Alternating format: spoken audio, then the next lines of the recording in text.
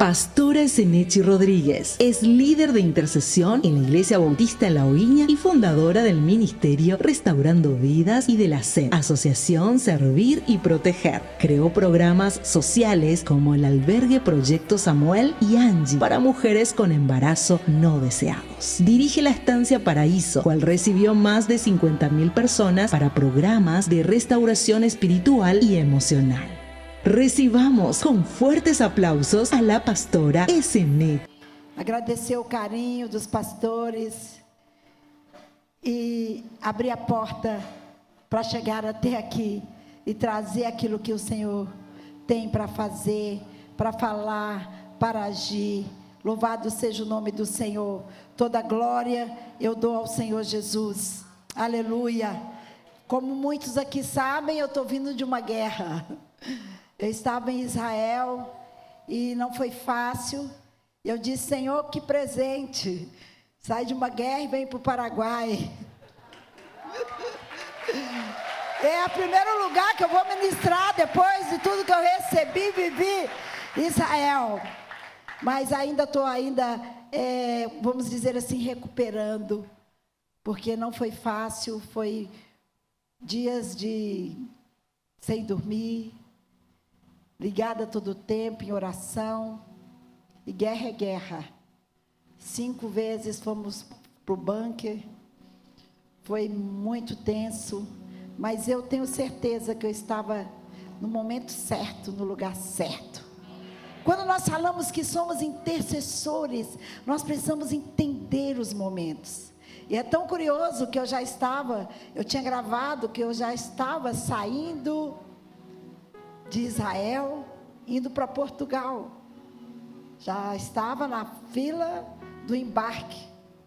E quando eu entreguei o meu bilhete, tudo começou. E aquele agente ali, olhando o meu bilhete, eu falei, será que tem alguma coisa errada? 2 pessoas que estavam comigo já tinham passado, já tinham ido para o avião. E eu fiquei olhando e ele olhava, ficava olhando. Daqui a pouco começou várias vozes falando em várias línguas ao mesmo tempo. Eu ainda olhei para trás para a pastora Deise e falei: olha, eles abriram todos os microfones, estão confusos hoje. Mas nem imaginava que era. Daqui a pouco ele devolveu o meu bilhete. E eu fiz assim para ele, a menina traduzindo: o que está acontecendo? Ele disse: precisamos ir para o lugar seguro, guerra. E aí tudo começou. Mas glória a Deus, eu pude somar naquele momento, em oração, em clamor. E não sabemos o desfecho, mas nós sabemos que é cumprimento da palavra. Precisamos ficar preparados, porque tudo começa em Israel. Então essa guerra, ela tem sentido. E essa guerra não está em Israel. Essa guerra está em todos os lugares. Ele está nos 4 cantos do mundo. De uma forma diferente, mas a guerra está estabelecida de várias maneiras em vários lugares. E nós precisamos nos preparar, nos alinhar, porque nós não sabemos o que está por vir. E nós sabemos que não serão dias fáceis. Se você ler o livro de Zacarias, está estabelecido o começo dos princípios de dores. Então nós precisamos o quê? Alinhar com o céu. Está preparado, porque de repente Ele chama a sua igreja, e você precisa estar preparado. E com muita alegria nós estamos aqui, e quero louvar ao Senhor por esse privilégio que eu tenho de estar aqui. Para vocês me conhecerem um pouco, né? Muitos já foram na Estância Paraíso, conhecem o trabalho, mas eu sou filha de pastores, eu nasci no lar evangélico, porém muito tradicional. Nós éramos da igreja tradicional, mas eu louvo a Deus todas as vezes que eu tenho oportunidade, pela vida dos meus pais, que me ensinaram a Bíblia, porque a maior vitória, maior pentecostal, maior avivamento é conhecer a Bíblia, conhecer a palavra de Deus, porque nela você tem respaldo para tudo que você precisa. Não temos como ficar perdidos, porque a Bíblia tem resposta para tudo. Ele é o nosso advogado, Ele advoga a nossa causa. Mas se Ele não tem, se você não conhece quem Ele é, você não consegue colocar a confiança nele. Você vive desconfiado, você vive com medo, você vive inseguro, você vive incerto, porque você não conhece a Bíblia. Então eu quero já começar incentivando a você a mergulhar na palavra de Deus. Um culto de 1h30, de 2 horas não te edifica, mas a palavra edifica, santifica, purifica e restaura. Esses momentos aqui é muito bom, mas eles passam rápido. O que vai te edificar é na sua casa, o seu tempo com o Senhor. Então eu nasci no lar evangélico, lá muito crente, meu pai muito dedicado, minha mãe muito dedicada, e eu cresci, né? Eu vim com um propósito para o mundo, e eu cresci e queria ser uma missionária. O sonho de ser uma missionária. Então desde pequena eu sempre disse, eu vou ser missionária, eu quero crescer rápido, porque eu vou ser uma missionária, e eu vou viajar o mundo inteiro. Quando eu comecei na escola, antigamente fazia assim, qual é a sua vocação, o que você quer ser quando crescer, fazia as redações. Então a minha redação sempre era, eu quero crescer, ser uma missionária, porque eu vou ganhar muitas almas para Jesus. Não tinha muito entendimento, e o tempo foi passando, e aí surgiu em mim um sonho, e eu falava para minha mãe, que eu queria ser uma maestra. Contraditório, né, gente? Mas eu queria ser uma maestra. Por quê? Na minha cabeça de criança, quem mexesse com música tinha autoridade e poder para mudar as pessoas, trazer as pessoas para Jesus. Então eu falava para ela, eu quero crescer rápido, muda a minha idade, porque eu quero estudar num colégio que tem cristão, batista, lá no Rio de Janeiro. Eu quero estudar, porque eu vou viajar o mundo inteiro, vou fazer coral, e as pessoas, a música atrai as pessoas e vão atrair as pessoas para Jesus. Então eu cresci com esse entendimento, com esse coração. Aos 14 anos eu desci as águas, me entreguei totalmente ao Senhor. Quero dar um alerta, porque filho de crente não é crentinho. Você precisa lembrar e saber o dia que você entregou a sua vida ao Senhor Jesus. Nós corremos um risco, porque a gente cresce na igreja, o primeiro lugar que a gente vai é no altar, a gente só vai para a igreja, e o tempo vai passando, a gente vai se envolvendo no ministério, a gente vai se envolvendo na obra, mas qual é o dia que você entregou a sua vida ao Senhor Jesus? É muito importante isso. É muito importante isso. E então eu fiz a minha confissão de fé, fiz o meu batismo, empolgada, sempre lendo muito a Bíblia, lia muito a Bíblia. Mas, belo dia, nesse período, logo depois do meu batismo, eu fui acometida de enfermidade. Então todos os meus sonhos, a minha alegria, eu sempre fui muito alegre, sempre me envolvi com liderança, sempre gostei de organização de igreja, e de repente, eu falo que se fosse hoje, seria Covid, mas naquela época era uma gripe muito forte, e não melhorava, aí fazia aqueles chás, tomava chá de noite, chá de tudo quanto era coisa, e eu fui só piorando. 15 dias depois eu me via dentro de um hospital, com muitas dores, porque muita febre, eu tive colite. Essa colite, ela dá nos órgãos, ela cozinhou os meus órgãos, e eu sentia muitas dores, e dentro ali do hospital, vendo o que eu estou fazendo aqui, começa um processo diferente que não esperava, que eu não entendia que eu teria que passar.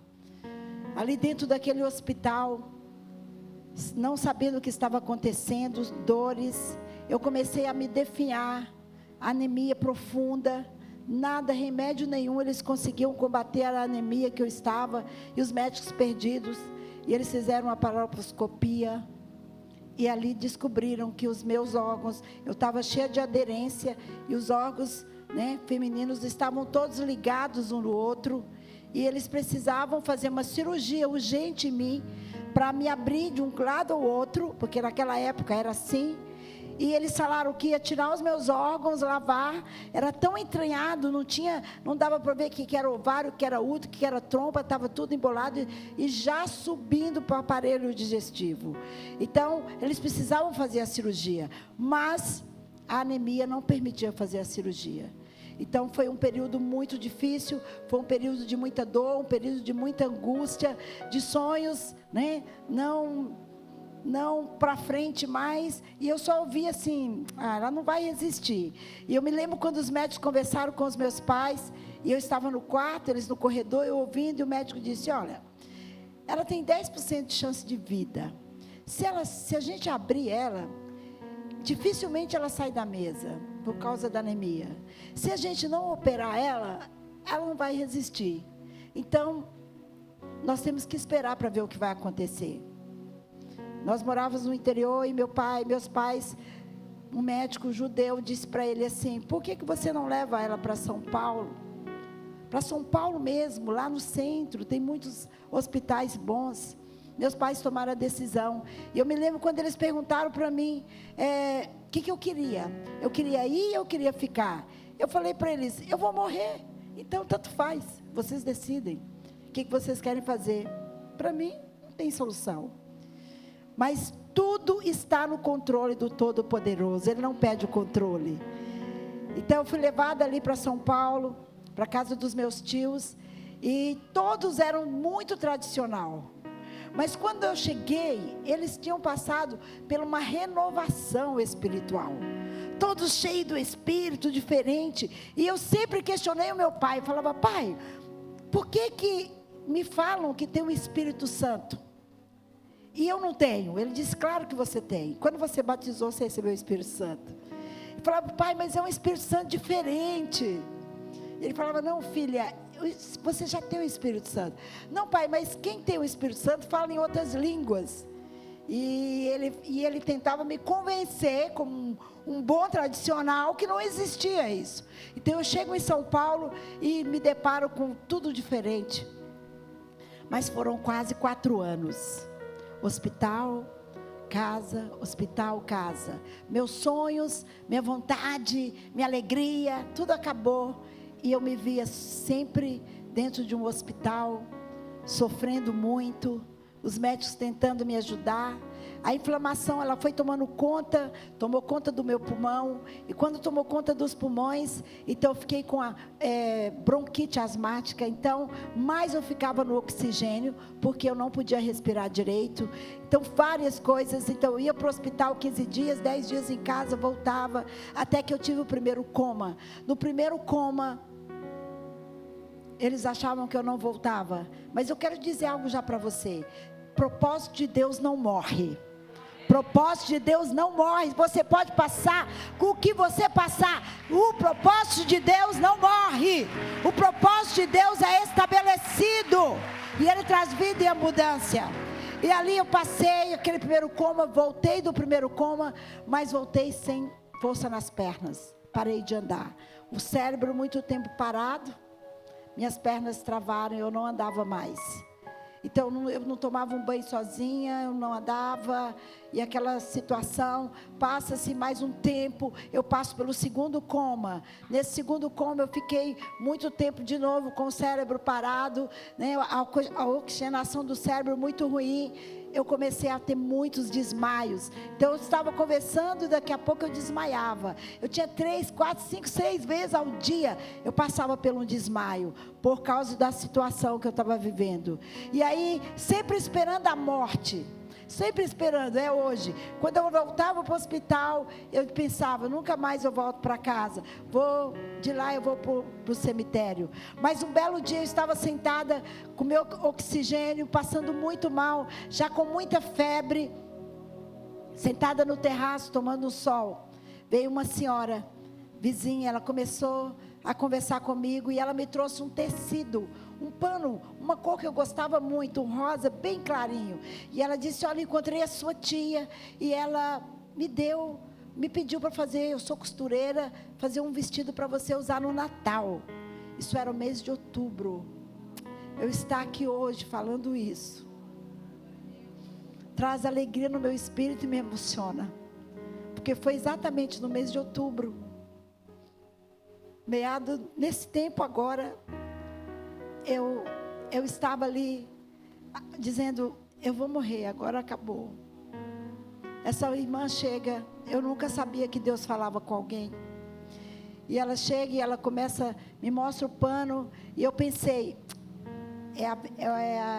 é o vestido que elas vão me enterrar, porque eu não vou conseguir viver mais. E eu comecei, as minhas lágrimas começou a cair sobre aquela senhora, e ela falou assim, eu preciso que você fique de pé, para me tirar suas medidas. Eu falei, eu não fico de pé, eu não consigo, minhas pernas não tem jogo. Ela me colocou na parede, para tirar minhas medidas, mas eu estava soluçando, chorando muito. Ela voltou, me sentou, e começou a orar comigo. Ela começou a orar, mas existiu algo. Palavras têm poder, quando não é quebrada, tanto para o bem como para o mal. Por que eu resistia? Eu ficava quieta, eu não questionava a Deus, porque quando eu estava no pior momento, ainda no outro hospital, os líderes da Mensageiras do Rei foram me visitar, e eu questionava muito elas. Eu falava assim, mas a gente tem que buscar o poder de Deus, a gente tem que buscar o Espírito Santo. Então elas foram me visitar, elas disseram assim, sabe o que acontece com você? Sabe por que você está assim? Porque Deus pesou a mão em você. Eu disse, mas o que eu fiz? Você negou a fé do seu pai, você fica buscando o Espírito Santo, e Deus pesou a mão em você. E aquilo eu guardei, não contei para ninguém. E nesse dia que essa mulher veio orar comigo, ela falou assim, mas você tem um olhar triste, você está muito triste. Eu falei, por quê? Como eu poderia estar alegre se Deus pesou a mão em mim? E ela perguntou, por que ele pesou a mão? Eu falei, porque eu neguei a fé do meu pai. Mas como você negou a fé? Porque eu queria o Espírito Santo, e meu pai não gosta do Espírito Santo. Eu não tinha entendimento de nada. E ele disse que o Espírito Santo não precisava. Então as minhas líderes disseram para mim que era peso da mão de Deus. Aquela mulher me abraçou, e ela começou a orar por mim. E ela começou a pedir perdão para mim, no lugar daquelas jovens que me colocaram nesse lugar de prisão. Então para mim, eu tinha que passar por aquilo, porque eu tinha pecado contra Deus. E na verdade não, eu estava buscando a presença de Deus. Só que elas não tinham entendimento. E aquela mulher foi tomada por Deus de uma forma tão sobrenatural. Tão sobrenatural. E eu não sabia que Deus falava. E ela começou a falar um monte de coisa, uma língua diferente. E tudo que ela falou naquele momento eu não me lembro, não tem como lembrar. Mas algo que foi muito forte, e eu anotei, pedi a minha mãe para anotar em seguida. O Senhor disse assim, você ainda passará pelo vale da sombra da morte, mas eu vou passar contigo, eu vou te ressuscitar. Povos, nações saberão quem eu sou através da tua vida. É por isso que eu estou aqui hoje, pelo milagre, pela misericórdia de Deus, porque Ele é bom, Ele é muito bom. E aquela mulher terminou ali, eu pedi para minha mãe, escreve para mim, e ela escreveu. E eu ficava decorando, eu ficava na cadeira, mas assim, decorando. Eu vou te ressuscitar, eu ficava decorando, que eu não queria esquecer. Porque quando ele disse isso, ela disse assim, você acredita? Eu falei, eu acredito. Ela falou, então você vai viver o milagre. E eu ficava decorando, mas 3 dias depois, logo na madrugada, eu fui levada, a ambulância me buscou em casa. E eu lembro quando eu saí, eu falei para minha mãe, meu papelzinho. E ela colocou na minha mão. Só que no meio do caminho eu entrei em coma. E então os médicos chamaram a minha família e disse, olha, agora realmente é fatal. Os órgãos dela já paralisou. Só o coração bate muito lento. Então não tem mais jeito. Vocês podem escolher aonde vocês querem levar o corpo. Vocês já podem preparar, chama a família. E minha família veio de Minas, veio de Vitória para São Paulo. E eles escolheram o cemitério. escolher aonde ia me levar. Porque o médico disse que meus órgãos já estavam mortos. Não tinha mais jeito. Mas as promessas de Deus não falham. Ele não muda de opinião. Quando Ele tem uma coisa, uma opinião a seu favor, Ele garante a vitória. Ele faz, Ele muda a história. Aleluia! Aleluia! Aleluia! Aleluia! E naquela noite, naquela madrugada, eu tive como um sonho, que uma grande mão tocava as minhas costas e dizia: eu sou a vida, eu te dou vida. Tocou o meu peito e disse: eu sou a vida, eu te dou vida.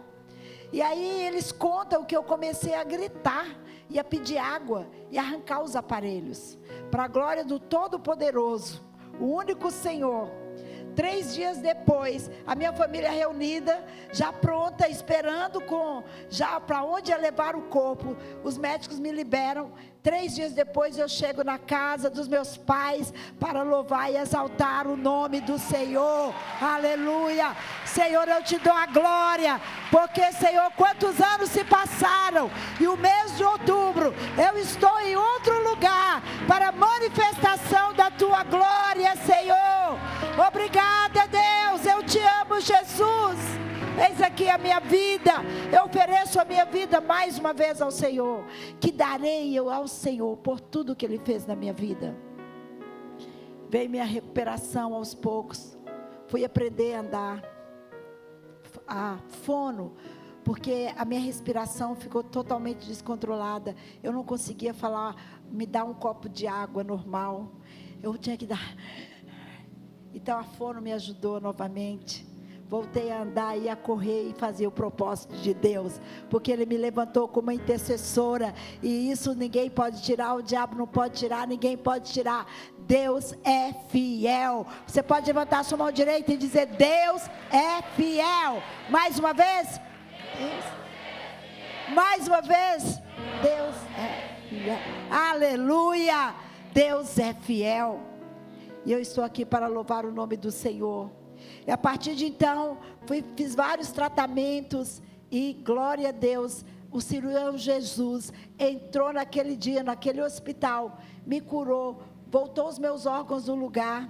Depois de tantos exames que eu fiz, eles olharam e viram que meus órgãos, eles fizeram uma reunião com os meus pais e comigo e disseram: olha, esses exames aqui a gente conhece, mas esse aqui é novidade para nós. Ela não tem mais aderência nos órgãos, os órgãos dela estão perfeitos, ela não tem mais problema no pulmão, que o meu pulmão era todo manchado de infecção, o meu esôfago ficou estreito, o esôfago voltou normal, a oxigenação do cérebro está normal. Eles dizem: verdadeiramente ela viveu um milagre, para a glória do Senhor. Mas o médico disse que eu não poderia ter filhos, porque o meu útero, eles disseram, o único problema é que o útero secou. O útero, eles disseram, ficou como uma folha seca. Ela nunca vai poder gerar filho. Mas para a glória do Todo-Poderoso, meu filho tem 31 anos, e eu já tenho 2 netos, para a glória do Senhor. Aleluia, aleluia, o meu primeiro filho, para a glória do Senhor. Como eu gerei, eu não sei, porque Ele faz o impossível se tornar possível. O impossível se tornar possível. E nós estamos aqui para a manifestação da glória do Senhor. E por anos e anos onde eu tenho andado, a primeira mensagem e a pergunta é: por que você existe? Qual é o motivo da sua existência? É gostoso falar avivamento, cheio do Espírito, é maravilhoso, glória a Deus, o mover de Deus, batismo com o Espírito Santo, dons espirituais, sabe, aquele momento que a glória de Deus desce, você não consegue ficar em pé, é muito gostoso, mas existe um mas. Para que tudo isso? O avivamento, ou uma presença de Deus, é momentâneo. Nós podemos levantar aqui agora e começarmos a adorar, e a louvar, e a bater palma, e a chamar a glória de Deus, e o Espírito de Deus tomar todos nós aqui nesse ambiente, trazer uma glória sobrenatural. Mas daqui a pouco a gente precisa ir para casa. Alguns vão envolvidos ainda, mas passa. Mas passa. É um momento. Mas o que nos leva a verdadeiramente viver um avivamento? Um avivamento verdadeiro não é aquele que nós vivemos no momento de culto, ou lá dentro do seu quarto, no momento onde você busca a presença dEle e Ele recebe. Avivamento está ligado ao arrependimento. O avivamento está ligado ao quebrantamento. E se nós não entendemos isso, nós vamos viver sempre de momento, mas não teremos constância dentro do avivamento. O avivamento precisa ser vivo dentro de nós, para vivermos uma vida plena na presença de Deus. E eu estou aqui, enviada pelo Senhor. Uma janela se abriu na minha agenda. Eu estou com quase 100 pessoas na instância. Geralmente renovo, eu não saio, mas o Espírito do Senhor me trouxe até aqui, porque Ele tem muitos alinhamentos para fazer aqui. Ele quer colocar algumas casas em ordem. Ele quer mudar algumas coisas. Ele quer trazer vida em lugares que estão meio amordecidos, sem vida. E o que Ele diz para nós? Primeira coisa, primeiro sinal do avivamento é o arrependimento. Segundo, o quebrantamento. Eu preciso ser quebrantada. Eu preciso entender o que é um quebrantamento. Eu preciso compreender o que é viver a vida de Deus. Viver a vida de Deus não é um momento. Viver a vida de Deus não é um final de semana. Viver a vida de Deus não é uma conferência. Viver a vida de Deus não é um congresso. Viver a vida de Deus é uma renúncia.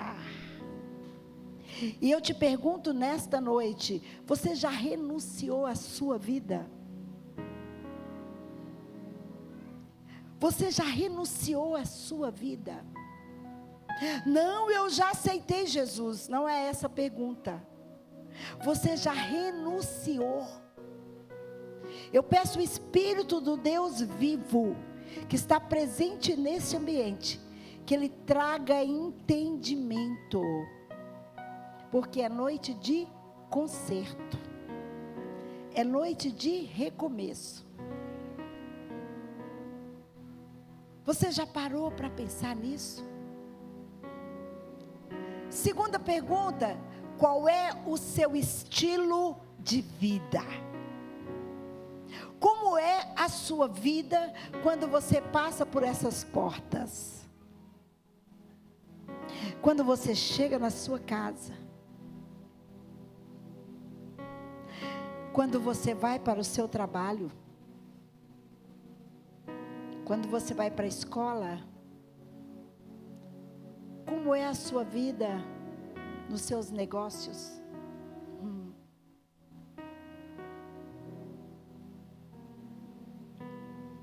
Nós queremos avivamento, mas se não tem estilo de vida, não tem avivamento. Tem emocionamento, não avivamento. Momentos de emoção. Qual é o seu estilo de vida?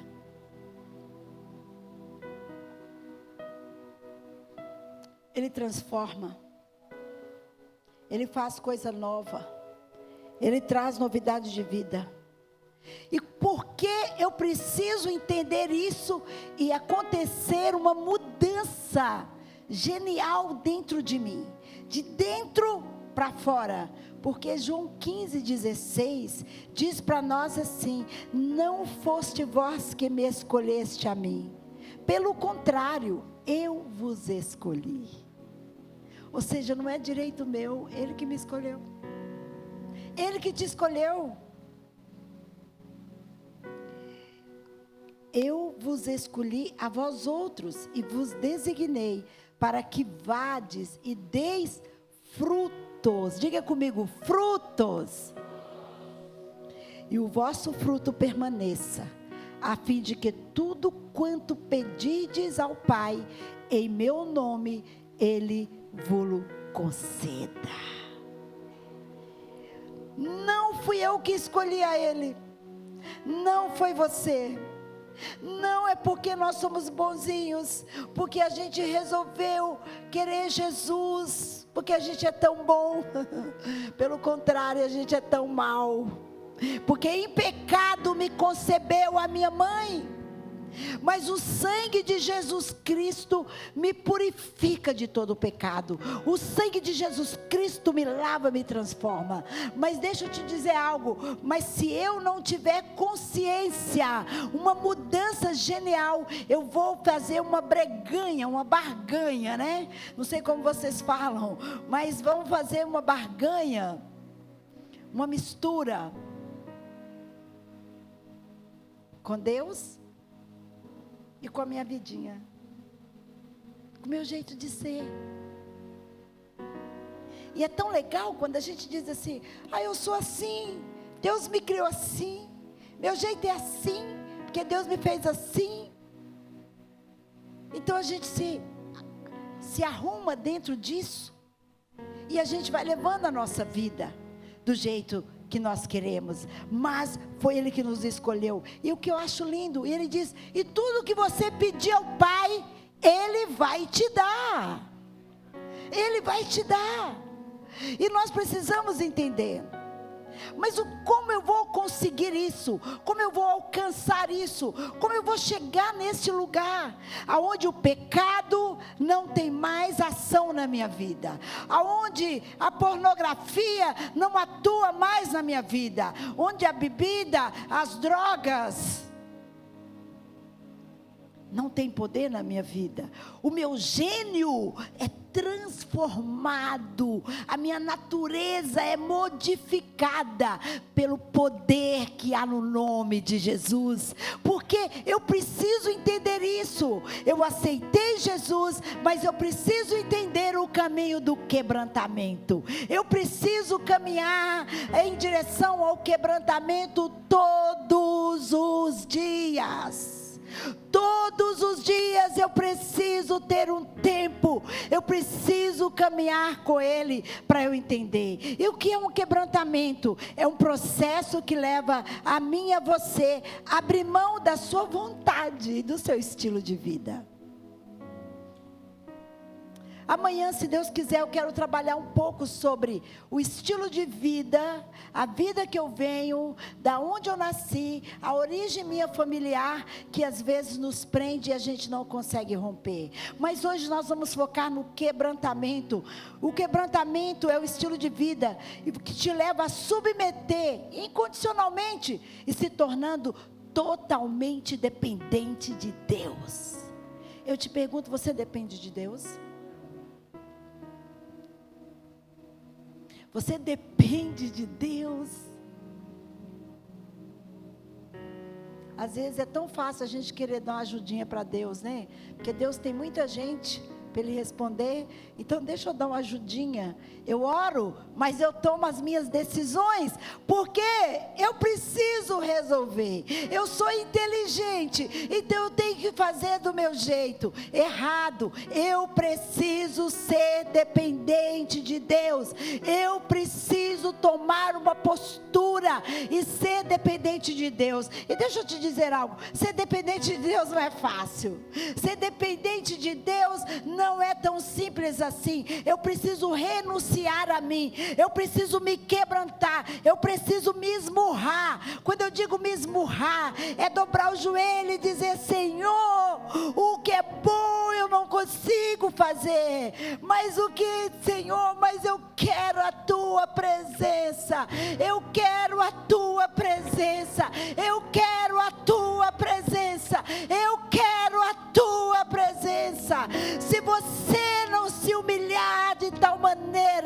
Você vai viver só na atmosfera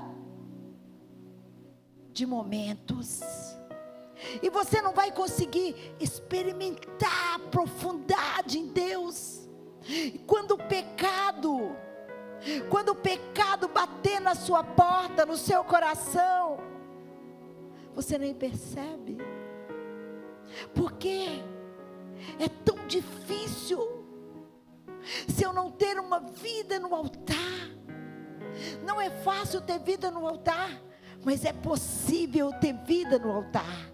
É possível viver uma vida diferente. É possível viver uma vida dependente de Deus. Sabe, eu preciso muitas vezes começar a dizer para mim: olha aqui, Zenete, você depende de Deus. Você não depende de você. Você não depende de você. Você depende de Deus. Você depende de Deus. Você depende de Deus. Salmo 51:10 diz: cria em mim, ó Deus, um coração puro, renova em mim um espírito inabalável. Faça isso, Senhor, um espírito em mim inabalável, que nada venha abalar a tua presença em mim, que eu fique firme nas promessas do Senhor. Então, peraí, vamos entender. Cria em mim. Então eu não tenho, precisa ser criar em mim. Cria em mim, ó Deus. Quando o salmista ele vai descrevendo, ele diz: porque em pecado me concebeu a minha mãe, e ele vai dizendo, e aí ele fala: cria em mim, ó Deus. Eu não tenho.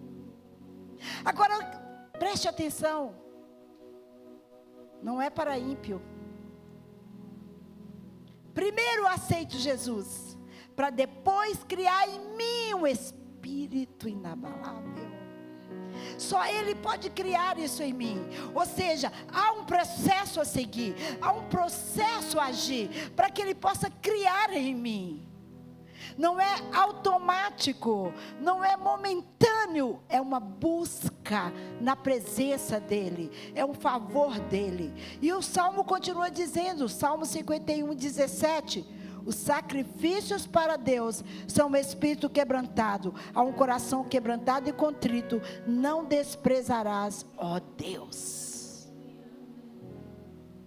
Sacrifício é isso, um coração quebrantado e contrito. O que é um coração quebrantado? Às vezes a gente tem um cargo, às vezes a gente sobe, de nível, a gente é promovido mesmo no reino, mesmo na presença de Deus, e a gente acaba auto se promovendo.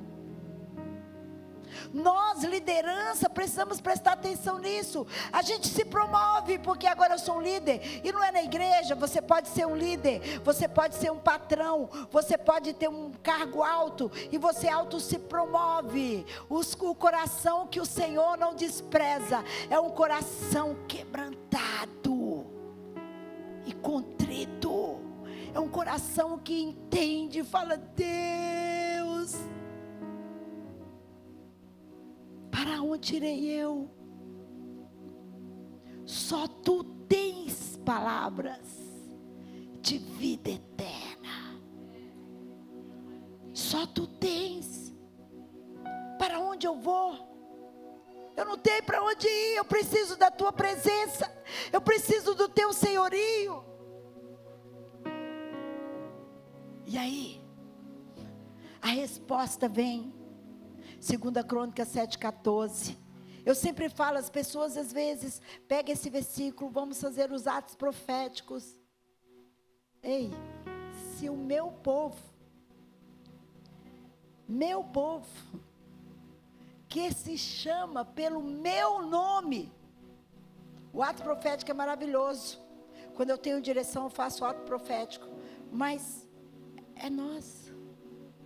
Como que a terra vai sarar? Se eu for sarada. Se nós formos sarados. Então, se eu vou para um lugar para fazer um ato profético, ele vai ter êxito, porque eu estou ali, você está ali, com o coração quebrantado, contrito, arrependido. na presença do Pai. Então ele disse: se o meu povo, que se chama pelo meu nome, se humilhar e orar e buscar a minha face, e aí é que vem o segredo, e se converter dos seus maus caminhos. Mas peraí, eu já não sou convertida, eu já desci as águas, eu sou batizado com o Espírito Santo, eu falo outras novas línguas, eu tenho dons. Se converter dos seus maus caminhos. Agora, qual é os meus maus caminhos? Como você vai saber se há um mau caminho em você? Só se você descer a casa do oleiro. Porque você não se conhece. Mas o Pai me conhece. O Pai te conhece. O Pai te contempla. Aleluia.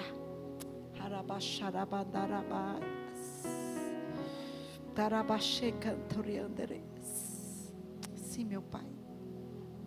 O Pai te conhece. Ele sabe o que é profundo em você. Ele sabe os seus dias. Ele sabe o que você tem passado. Ele sabe o que você tem enfrentado. Mas você precisa derramar o seu coração, se converter dos seus maus caminhos. Eu não sei quais são meus maus caminhos. Será que eu estou agradando a Deus? Eu te pergunto, você está agradando a Deus? Claro, eu sou dizimista, eu sou ofertante, eu faço parte de célula, eu sou líder, eu nada. Eu nada. Quais são os meus maus caminhos? Sou tão boazinha, eu ajudo todo mundo, sou muito boa. Se converter dos seus maus caminhos. Mas cadê os maus caminhos? Na cruz, na cruz, na cruz. Na cruz, Ele pagou um preço para que eu e você tivesse essa liberdade de chegar até Ele, como está aqui essa cruz vazia, e dizer: eu quero ser parecido contigo, Jesus. Eu quero ser parecido contigo. Eu quero. Nós estamos sendo preparados para ir para a glória. Mas eu preciso me converter dos maus caminhos. O que é converter? Eu estou indo nessa direção. Parece que está certo. De repente eu vejo, está errado. Eu tenho que fazer uma conversão. Eu tenho que voltar. Lembrando que em pecado me concebeu a minha mãe. Mas o sangue de Jesus te lavou. Mas Ele te purificou para você ter esse acesso e entrar no Santo dos Santos, para que Ele opere na sua vida. E eu volto a te perguntar: qual é o seu estilo de vida? Qual é o seu estilo de vida? Não é o que eu falo bonito, não é o meu dia a dia. Porque enquanto eu estou caminhando, eu estou aqui, eu estou protegida, nós estamos protegidos. Os anjos do Senhor estão nesse lugar, a glória de Deus está nesse lugar, mas os demônios estão lá fora. E vou dar nome para ele: os espíritos da carnalidade estão lá fora. Aí você sai daqui bonitinho, mas a natureza toma conta da carnalidade, e você esquece que você viveu aqui. Por isso nós precisamos nos converter dos maus caminhos. E aí ele diz assim: então eu ouvirei dos céus.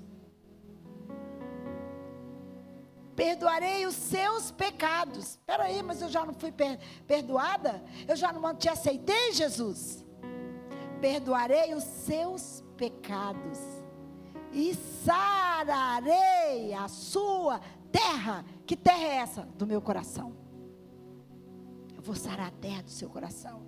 E quando você vai para o versículo 15, ele diz: então estarão abertos os meus olhos e atentos meus ouvidos à oração feita neste lugar. Não tem acordo se não houver conversão, se não houver mudança, se não houver transformação. Ó, céu de bronze. Aí você pode estar passando por um momento difícil, você não sabe o que está te acontecendo. Por que que Deus não me ouve? Porque eu só tenho alegria e paz quando eu estou na igreja. Tem momentos que é momentos de angústia, momentos de tristeza. Você quer ser mudado, você quer viver uma vida diferente, mas há uma briga dentro de você. É uma conversão que precisa. Eu só vou ser avivado de verdade se eu passar pelo arrependimento, se eu me converter dos meus maus caminhos, que nem eu sei. Conforme eu desço a casa do oleiro, conforme eu vou me entregando, o Pai vai me revelando aonde não agrada a Ele. Só dessa maneira é o seu secreto com Ele. Ei, como está o seu secreto? Pastor, é muito difícil. Levanto 3 da manhã, 5 da manhã, trabalho o dia inteiro, depois ainda vou para a igreja, vou para a escola. É muito difícil, mas eu sou uma pessoa de oração. Vamos dizer assim, né? Você pode responder para mim: mas eu sou de oração, pastora. Eu oro todo o tempo. Eu entro no carro orando, eu saio do carro orando. Eu estou fazendo, eu estou orando, eu estou orando, eu estou orando. Mas a pergunta é: como está o seu secreto? Como está o seu momento com o Pai? Como é que eu vou me converter se eu não sei o que eu estou errando? Que não é um erro aparente, é um erro dentro, que só o Pai pode te revelar. Mas o secreto com Ele é que vai mudar a sua história. O secreto muda o gênio, muda a natureza, endireita os caminhos tortuosos, te mostra o que agrada, o que não agrada a Deus. Será que eu estou agradando a Deus? Não é o fato de eu estar aqui com esse microfone na mão que eu quero dizer que eu agrado a Deus.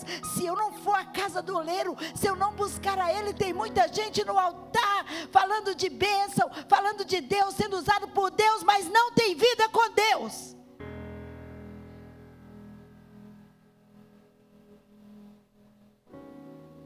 A Bíblia é a verdade. Quem fala dela, está falando dela. E o tempo chegou, quem é limpo se limpe mais. A Bíblia diz: quem é sujo, se suje mais. Sede santo como eu sou santo. Ah, pastora, mas é um ambiente que eu trabalho. Sabe, se eu não dar um jeitinho, sabe, eu vou perder o emprego. Se eu não dar assim um jeitinho, se eu não tomar uma coisinha, como é que eu faço? Meus sócios, como é que eu faço no meu dia a dia? Eu preciso do seu trabalho. O dia que você entender que você depende de Deus, você não precisa negociar com ninguém. Ele é aquele que cuida de você. Ele é aquele que guarda você. Ele é aquele que ampara a sua vida. Ele põe porta onde não tem porta. Ele estabelece, mas isso é para quem anda com Ele. Dá a mão para Ele e anda com Ele. O mundo te odeia. O mundo nos odeia. Porque o mundo jaz no maligno. Mas eu e você estamos nele. Eu preciso me conduzir. Deixa eu te dizer algo. O inferno precisa orar para mim, olhar para você e dizer: odeio essa vida. ele me atrapalha. Ele me atrapalha. Por que você atrapalha o inferno? Porque a Bíblia diz para mim que eu carrego a glória dele. Então você é um atrapalho. O mundo te odeia. O inferno te odeia. Porém, o inferno gosta de negociar. Tem problema não. Seu Deus é amável. Seu Deus é bom demais. Imagina que ele vai se importar que você tome essa atitude. Pois se ele está vendo a sua necessidade, você é fraco mesmo. Fica tranquilo. Não preocupa não. Jesus é bom. É assim que as trevas sussurram. Porque ele não está preocupado que você vá à igreja. Ele não está preocupado que você vá à igreja. Ele não está preocupado que você dá dízimo. Ele não está preocupado que você lidera um grupo. Ele não está preocupado com isso. Mas ele preocupa quando você bate o joelho no chão. E ele sabe que quando um homem e uma mulher colocam os joelhos em terra, põe a cara no chão e começa a clamar por Deus, ele sabe que Deus vai se revelar ali. Ele sabe. E o dia mau, o caminho mau vai sair da rota. Porque ele vai te quebrar. Ele vai me quebrar. Ele vai fazer de novo.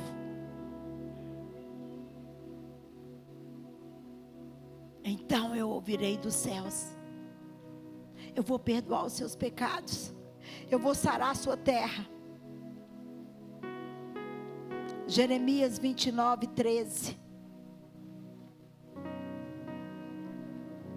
Diz assim para nós: buscar a face do Senhor, buscar-me-eis, preste atenção, e me achareis, quando me buscares de todo o coração.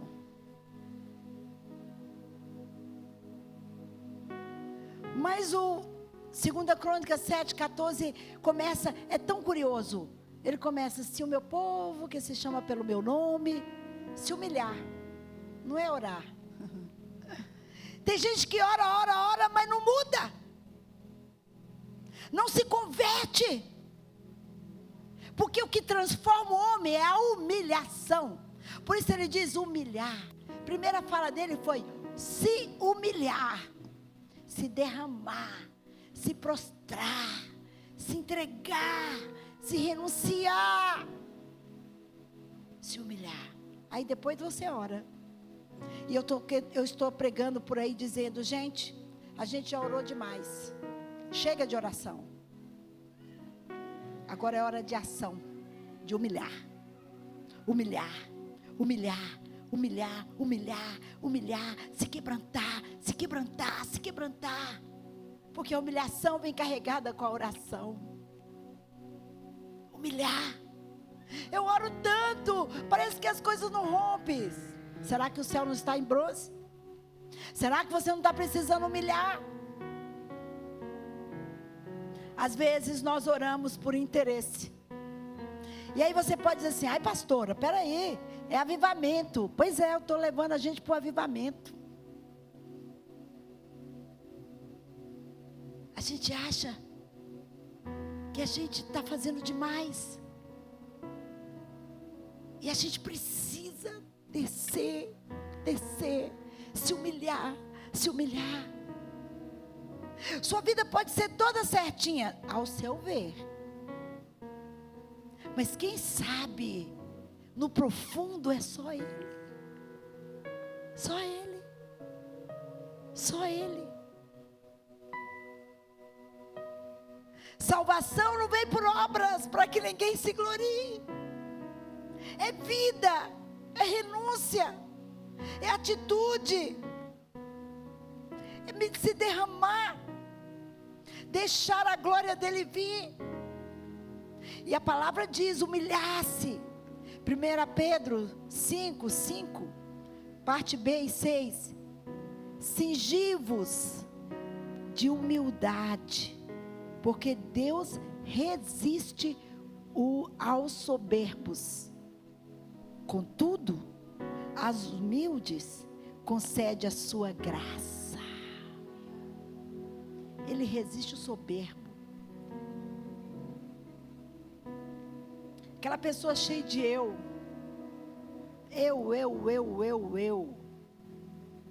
Ele resiste. Ele resiste. Ele resiste ao soberbo. Aí você pode perguntar assim: ah, mas eu não sou soberbo, como é que você sabe? Só descendo a casa do oleiro, só prostrando diante dele, só se derramando diante dele. Aí ele vai te mostrar o que é certo, o que é verdadeiro, o que é poderoso. E aí sim, ele fala: se humilhar e buscar. Busca. Se humilha, ora e busca. Como é buscar? Eu vou orar agora um momento de oração. É muito mais profundo. Buscar. Vou dar um exemplo simples aqui. Vamos dizer que eu estou com muita sede. Mas ali tem uma salinha que eu vi água lá. Aí eu estou com sede. Estou com muita sede. Estou com muita sede. Mas eu preciso tomar uma atitude. Eu tenho que sair daqui. E lá onde tem a água, buscar a água e tomar a água. O buscar é exatamente isso. Eu vou buscar. Como é que eu estou? Como é que está a minha vida? Como é que está meu coração? Como é que está minha mente? Como é que estão minhas emoções? Só Ele pode te responder. Não é o pastor aqui no púlpito que vai te responder. Não é uma conferência que vai te responder. É o seu lugar secreto. É o seu lugar secreto. É o seu lugar secreto. E deixa eu abrir um parênteses e te fazer uma pergunta. Você tem dobrado os joelhos na sua casa?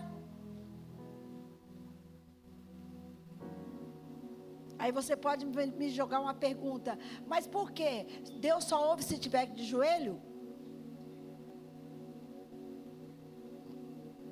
Quando você se prostra, todo joelho se dobrará, e toda língua confessará que Jesus Cristo é o Senhor. Aliás, eu já abro um parênteses aqui com o pastor Tito. Eu não conheço, não sei. Louvável se vocês já fazem. Mas comece os cultos ou termina com a igreja de cara no pó, chamando a glória de Deus. Nós precisamos disso. Nós precisamos colocar as nossas crianças de joelho, os nossos adolescentes de joelho. Nós precisamos fazer isso. Não é o grupo de intercessão, não. É toda a igreja, homem e mulher, tem que dobrar o joelho. Quando você prostra, você está sem força, você está rendido, você está prostrado, você está entregue. E Ele pode agir. Ele pode agir. Ele pode fazer. Ele pode fluir na sua vida. Sabe? Nós precisamos buscar mais a Deus. E o que é converter dos maus caminhos? Eu já falei sobre isso.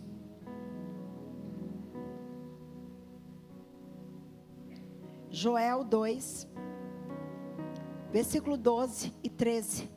Diz assim: ainda se agora mesmo, diz o Senhor, convertei-vos a mim de todo o vosso coração, e isso com jejuns, com choro, com pranto, rasgai o vosso coração e não as vossas vestes, e convertei-vos ao Senhor vosso Deus, porque Ele é misericordioso, compassivo, tardio em irar e grande benignidade, e se arrepende do mal.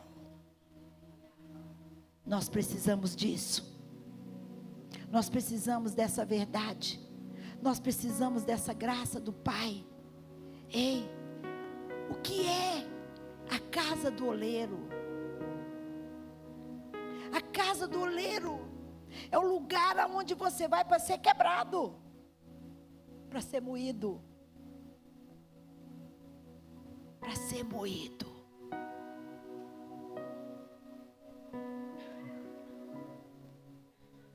Ele vai me moendo. Ele vai me moendo. E Jeremias tem uma passagem muito interessante que fala sobre o oleiro. Jeremias 18, 6. Se você puder colocar aí, eu queria que todos lessem junto. Jeremias 18, 6. Que aí vocês vão ler. A partir do versículo 1.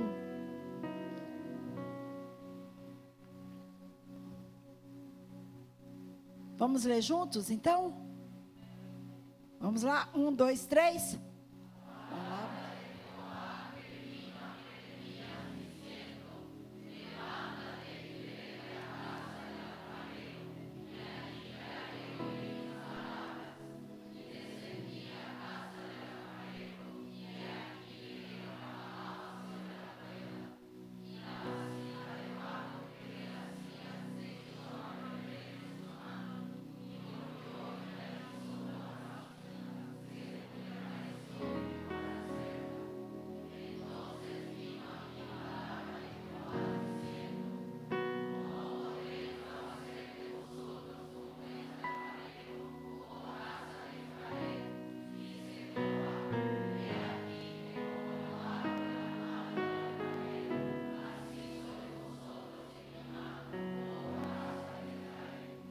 Aleluia. Olha que exemplo. Ninguém sabe fazer. Só um oleiro sabe fazer um vaso. Só um oleiro sabe moldar, fazer aquelas quinas. É como esse copo. É como esse copo. Se não tem habilidade, não sabe fazer, não sabe construir, porque precisa ter habilidade. E aquele vaso quebra na mão do oleiro. Olha que interessante. Aquele oleiro, ele poderia ter todo um jeitinho de dar um jeitinho e consertar. Mas não. Todas as vezes, preste bem atenção nisso.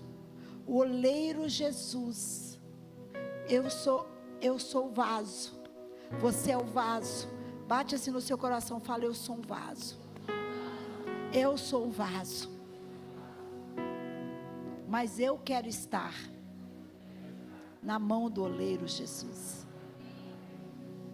E todas as vezes que esse vaso, ele é trincado, acontecer alguma coisa, o oleiro pode pegar uma cola, um tenaz, e alguma coisa, e trazer uma cola, e ficar bonito novamente.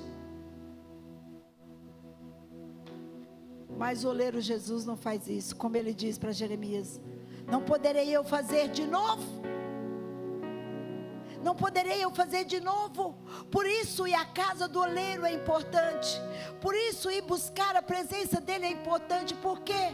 Porque ele faz de novo. Ele faz de novo. Todas as vezes que você se prostra, todas as vezes que você se entrega, todas as vezes que você se rende, ele faz de novo. E sabe o que acontece? Vai acontecendo um avivamento dentro de você. Avivamento é transformação. Avivamento é novidade de vida. Avivamento é a presença real do Senhor. Avivamento. Avivamento. Nós estamos buscando um avivamento. O Brasil busca avivamento, as igrejas do mundo, o avivamento vem através do arrependimento. E a casa do oleiro, porque ele vai nos quebrando e ele vai fazendo de novo. E eu sempre falo que se tiver uma rachadura, ele não vai usar um tenaz especial. Ele vai te quebrar e fazer de novo. Ele vai te quebrar e fazer de novo. Ele vai te quebrar e fazer de novo. Ele vai te quebrar e fazer de novo. Ele vai te quebrar e fazer de novo. Ele vai te quebrar e fazer de novo. Ele vai fazer de chegou a hora da igreja ser feita de novo, de novo, de novo. Muitos por aí estão dando jeitinho. Amor, agora é tudo pela graça. Por isso que tem muitos, desculpa a palavra, por causa dessa graça que tem sido pregada, tem muita gente na desgraça, vivendo na miséria, vivendo na destruição, o casamento em choque, filhos em choque, finanças em choque, saúde em choque, porque é tudo pela graça, é a graça mesmo, é a graça. Por isso eu posso mergulhar, por isso eu posso me entregar, por isso eu posso me render, por isso eu posso atuar, por isso eu posso viver uma vida melhor, porque é pela graça sois salvos. Mas não me dá o direito de ter uma vida qualquer e achar que Deus é amor e Ele perdoa. Ele é amor sim, mas eu quero lembrar para nós que quando Ele ainda antes de morrer, que Ele estava na terra, Ele um dia comete para o mundo, para o povo que a conhecia, que estava ali, ele cometeu uma falha para o povo. Ele sai de uma pregação, onde a multidão estava com ele, várias famílias prontas para levar Jesus para casa. Jesus olha para cima e fala: ei, Zaqueu, desce depressa, Zaqueu, porque hoje eu vou pousar na sua casa. Desce depressa. A turma, o povo se admirou. Um ladrão que rouba todo mundo, que está rico e o povo está pobre. Como que Jesus, um homem santo, que acabou de pregar, vai para a casa de um ladrão, de um bandido? Ai.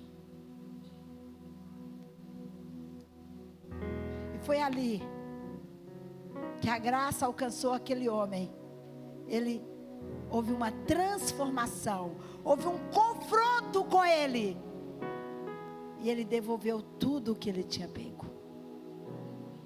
Isso é vida cristã. Isso é a verdade que floresce.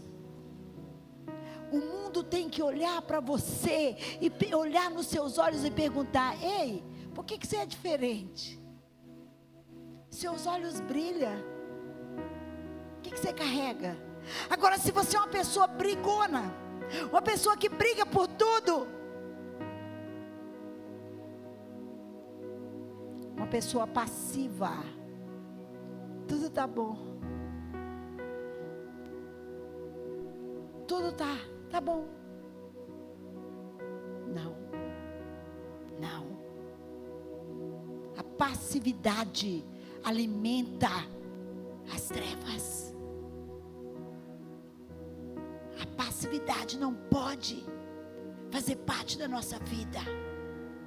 Nós temos que ser autênticos, verdadeiros, prontos para ouvir o Pai, para ouvir os céus. Os céus. Não poderei eu fazer exatamente como eu fiz, como esse oleiro trabalhou, ó casa de Israel. Eu posso fazer tudo novo. E é tão lindo, cada vez que você vai até Ele, que tem uma rachadura bem pequenininha, que é interessante. A gente fala muito isso: Satanás não tem poder na minha vida. Não tem mesmo não. Eu afirmo que não. É a gente que dá poder para ele. Como? Com as nossas atitudes, com a nossa falta de buscar a Deus, que Ele vai me ensinar as estratégias certas. Então, quando você pega um vaso, faz um teste, pega uma louça, se ela tiver uma rachadura bem pequenininha, você deixa ela lá em cima do móvel, em cima da pia. Quando você passar uns 3 dias, tem uma rachadura desse tamanho. O próprio ar vai abrindo. O diabo é assim. É uma coisinha pequenininha, é bastante para ele entrar na tua vida, é bastante para ele fazer um arraso na tua vida. Mas o oleiro Jesus não, ele te quebra e faz de novo, ele te quebra e faz de novo, ele te quebra e faz de novo, porque quando ele te quebra, o avivamento chega na tua vida, a transformação chega na tua vida, a novidade de vida chega até você, e há uma modificação, há uma mudança genial dentro de você. Mas eu quero trazer um alerta ainda nesta noite. Às vezes a gente fala assim: ai, eu sou tão quebrantada. Não, às vezes a gente está aí quebrado. Quebrantamento tem nada a ver com quebrado.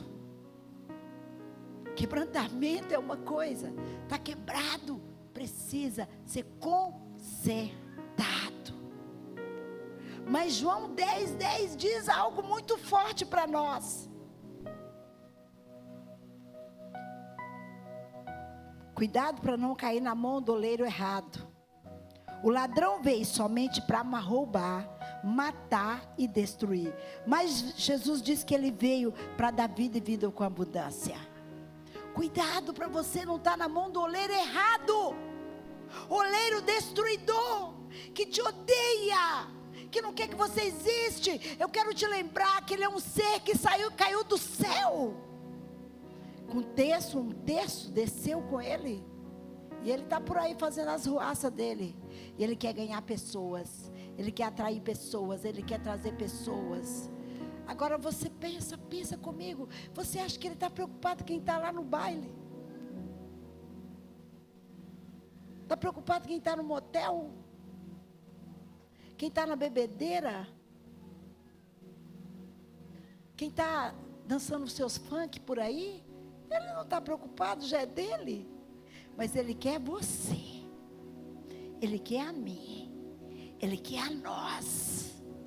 E ele fica ao nosso derredor. Ele não pode estar ao seu redor, se você tem vida com Deus.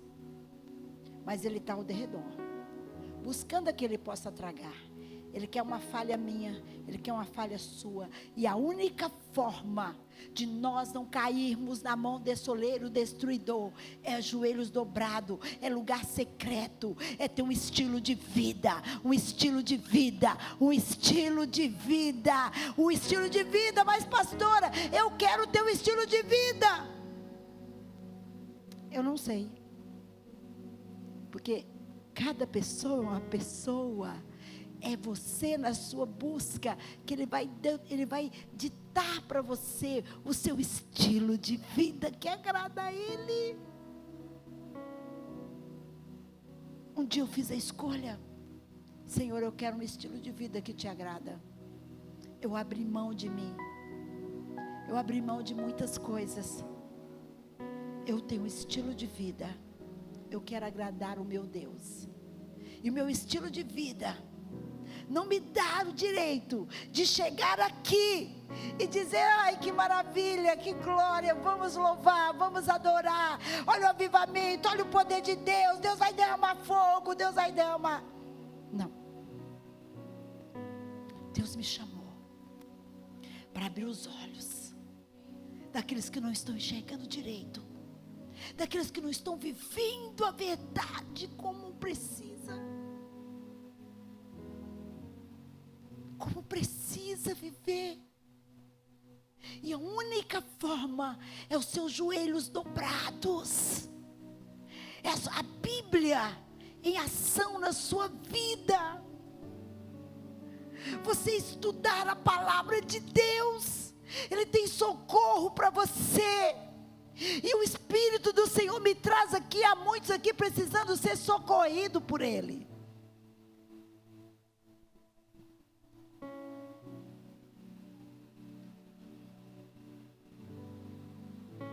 Só Ele pode. Salmo 23.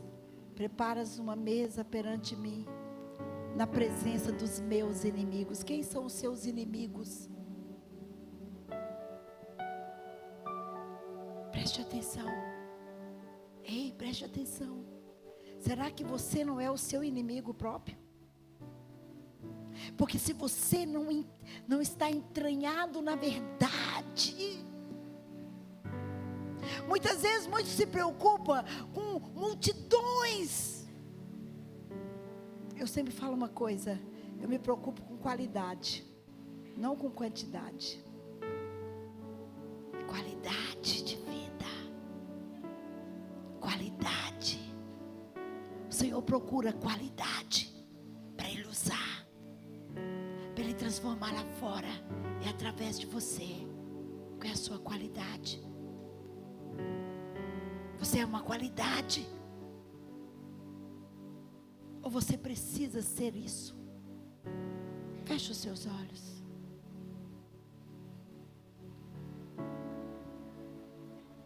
Pede o Espírito Santo para trabalhar em você. Nós não sabemos quanto tempo nós temos nessa terra.